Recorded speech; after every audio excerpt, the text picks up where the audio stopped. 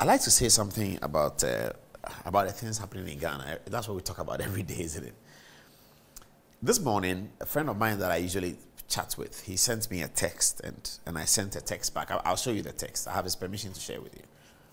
And it set me thinking, you see. It set me thinking about, as a society, shouldn't the youth and the young people be thinking about the solutions to our problem?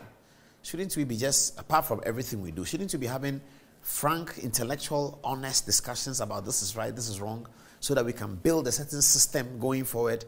He doesn't agree with me on political philosophy. Since we're in Lagos, he's a good friend of mine. We're in university together, and since then he's a very big Rollins man, and so he's a bit socialist. He likes and when you see that conversation, you see it. He likes the Fidel Castro and all that. And I tease him with socialism, and I tell him he's a champagne socialist and he's a socialist who wants a Mercedes Benz and that kind of thing. We argue on those lines. So I know where his political philosophy is. So he sent, early in the morning, he was sending me text, and there's a book on Chebama, what's his name? Then, can you put it on, please? I think they're having some difficulty. Deng Xiaoping, the famous Chinese leader. And he was telling me some of the things the Chinese leader did. And he was talking about how democracy itself may not work in Africa. And he was comparing it to Lee Kuan Yew. And so here's the conversation. So this is how, this is the face of the conversation. And he's Kofi, and he's telling me, we need to do away with democracy. So we're agreeing that Lee Kuan Yew and Deng Xiaoping did very well. And he was comparing the two democracies, Deng Xiaoping, and this is all text very early in the morning. He says, then we need to do away with democracy or brand of it. Deng was no Democrat. Lee Kuan Yew described parts of it with utmost disdain. We need revolutionaries, our brand of it. Do we have a shared meaning of the concept of development? For me, our problem starts and ends with the notion of development. That's him quoting something to me. By whose definition was Deng not a Democrat? Or Lee Kuan Yew? Who defines democracy? Okay, so then I come in. I said, well, very true. Lee was not democratic, but he was getting elected on a free and fair ballot. That is the difference. He got majority of the people to agree with his plan for Singapore. But yes, he was hard-handed against opponents. He managed to convince the majority that the opponents were opponents of the state, something Nkrumah couldn't achieve. He needed to change the constitution and obscure free and fair elections. So that's a conversation. I mean, it's a by-side story. I'm just saying that two of us, not so young, not so old, we're having this conversation. I'm wishing that by the journalists, members of parliament, can have these discussions. So we are arguing about whether Ghana needs democracy. This is very early in the morning, 6:30 a.m. We are arguing about whether Ghana needs democracy or not. And he's saying that Lee Kuan Yew was not democratic. And I'm making the point that it is true that Lee Kuan Yew was not democratic. There are aspects of it. But at least he was winning free and fair elections. He managed to convince the people that even though my principles may not be democratic, it is better for the nation to go this way. So they were voting for him.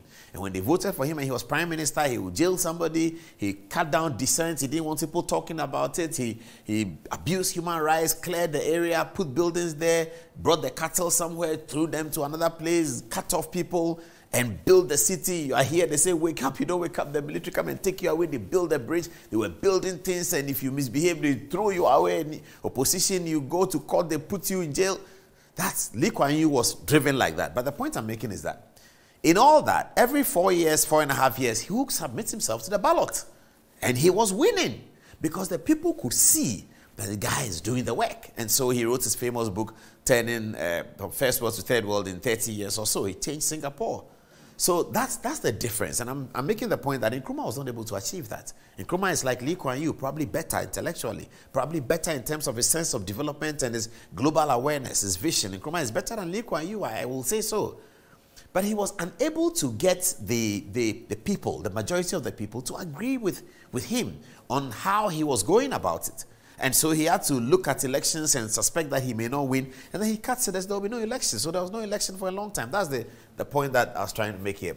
And then he said, the Dankwa Buzia tradition guys were reluctant and resistant. Now he's explaining to me why Nkrumah could have been like that. He said, the Dankwa Buzia guys were reluctant and resistant. And then he sends to me copies of the book. Des Ampen's book, and so this is the image of it. That will be too long. And then I come to respond to the Dankwa Buziapu being resistant. I say that they were concerned about Ghana and did not buy into the Grand African vision to be funded by the Gold Coast. They wanted Gold Coast to be great like UK. And out of that example, other African colonies will copy and become great too. Nkrumah wanted a one-plug Africa unity. That was going to be a sociological nightmare, as one will be dealing with about 3,000 tribes and cultures. That was going to be difficult. So the conversation continues. And then it says Ghana is our symbol of hope and aspiration. And that's where the story takes me to. Aspiration. It is very, very important for every society for you to grow, to have an aspirational society. Reverend Otabel talks about it all the time, and I'll come back to Reverend Otabel's video about the church. To have an aspirational society is very, very important. So young people will aspire to something. Today you hear many successful stories of people and how the society used to be. So if I were a houseboy in some plush neighborhood, and I am a houseboy because my parents were not great well-to-do, so I couldn't really go to school. I am a houseboy. My boss is maybe a judge or a top civil servant or somebody. In those days, whilst I'm a houseboy, I wanted my children to be like my boss. So I take the children to the boss and say, boss, these are my children. Please bless them for me so that they'll become like you. And I'm telling the children that you have to become like Mr. Mensah, you have to become like Mr. Adom, you have to become like Mr. That. So the society was aspirational. You've heard the famous lawyer, Isankoma, who says that he became a lawyer because his next door neighbor was a lawyer, and he looked at him and his father took him there. He looked at the next door neighbor and the way he dresses to court, and that's what inspired him to be a lawyer. Aspirational. That is the reason why the president or somebody will say, name the University of Ghana after J.B. Dankwa. That's the reason why anybody will say that. You may decide not to name it after J.B. Dankwa, but name it after somebody to whom people can aspire. Is J.B. Dankwa somebody to whom people should aspire? We have to ask ourselves that question. He got a PhD at 27, one of the first Africans to get a PhD in the University of London. He was called to the English bar as one of the early Africans to do so. He was thought of as the doyen of Ghanaian politics. He dreamt up the 1950 Constitution. He wrote it out. He fought the British on the 1946 Alan Burns Constitution. He set up the first political party in Ghana by convincing wealthy Pa Grant to put his money on it. He put Ghana together by convincing the Ashantis in the famous Ashanti Declaration to join the Gold Coast to be one country, and brought the Northerners on board. So in terms of the colony, Ashanti and the North being one country, Dankwa is responsible for that. Okay. Still, you don't want him to be named after the University of Ghana. No problem. But name it after somebody so that people can aspire to it. That's why Kwame Nkrumah University of Science and Technology. That's why it's there. Not all the people you name after will be on the same level. Some will say Nkrumah was on the global level. That is true because he was president of Ghana. Okay, so that's a big level. Dankwa is on another level. There were people who never became presidents. Shakespeare in England never became president. Shakespeare was not a member of parliament, but the stature of Shakespeare is like King Henry VIII when it comes to the British history. So not all men will rise to the occasion because they are presidents. No, some people can achieve significance within the society and within how they have cultured the society. J.B. Dankwa is certainly one of those people. So we want an aspirational society where people are asking, why is the university named after J.B. Dankwa? Who is he? What did he do? And when you read and understand what he did, you will aspire to it as well. How many of us don't want our children to be like J.B. Dankwa, get a PhD at 27, be the doyen of Ghanaian politics, write so many books? How many of us don't want our children to be like Dankwa? So if we can say that we don't want our children to be like Dankwa, then don't name the university after him.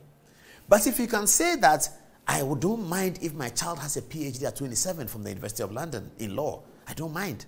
And that's Dankwa. So if your child reads that story, who have they named the University of Ghana after? Have they named J.B. Dankwa? Who is J.B. Dankwa? Oh, I see.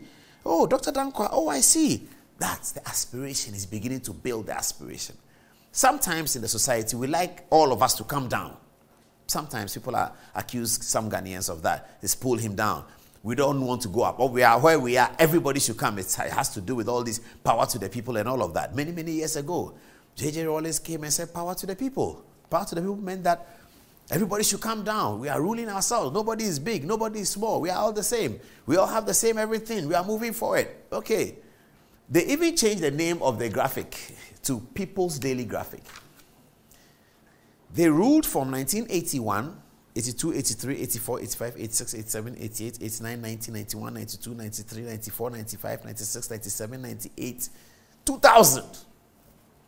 That long. Power to the people. By the time they were ending, the system had gone back to where they started and how they started. So that if, the other day I was talking to a journalist, did I say a journalist? Minister of Information, Kojo Ponkroma. Many years ago, we had a conversation, and he was shocked about something he was telling me. He said that Joy FM, when they went to download the tapes from GBC of the rolling schools and how it was announced, I think they were doing a documentary. And he was telling me that, Paulus, if you hear the things that Jerry said in the coup, those things can be said today. And that shocked him. And I was looking at him and I was smiling. He said, if you hear the reasons for the coup in 81, we were in 2000 and something, 2000 and, I think Kufuor was president, 2007 or something like that. He said, if you hear the things Rawlings said in 81, you can say the same things today and have a coup. Same.